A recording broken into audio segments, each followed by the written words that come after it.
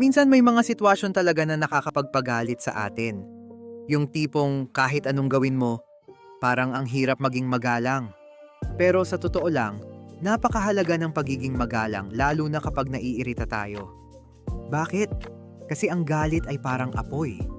Kapag hindi natin ito nakontrol, maaari itong sumiklab at magdulot ng mas malaking problema.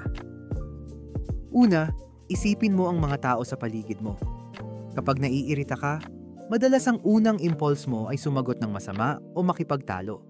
Pero kung susubukan mong magpakamasinsin, makikita mong mas makabubuti ang pagpili ng tamang salita. Halimbawa, sa halip na sabihing, "Bakit mo naman ginawa yan?" Subukan mong itanong, "Ano ang dahilan sa ginawa mo?"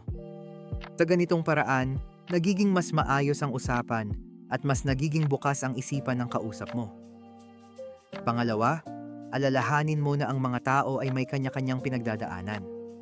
Baka ang taong nakakainis sa'yo ay may mga personal na problema na hindi mo alam. Kapag naiisip mo ito, nagiging mas madali ang pag-intindi sa kanila. Kaya bago ka mag-react, huminga ka muna ng malalim at tanungin ang sarili mo, bakit ako naiirita? May mas malalim bang dahilan dito? Pangatlo, ang pagpapakita ng galang ay hindi lamang para sa iba, kundi para din sa sarili mo. Kapag nagalit ka at sumagot ka ng masama, ikaw ang nagdadala ng bigat ng galit. Pero kapag pinili mong maging magalang, nagiging mas magaan ang pakiramdam mo.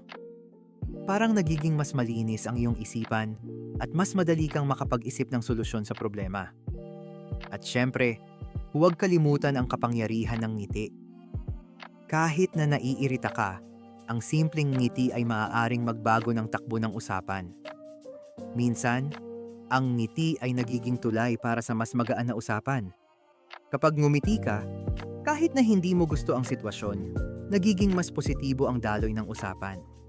Sa huli, ang pagiging magalang kahit naiirita ka ay isang sining. Kailangan ng practice at pasensya. Hindi ito madali, pero sa bawat pagkakataon na pinili mong maging magalang, unti-unti mong nahuhubog ang iyong sarili.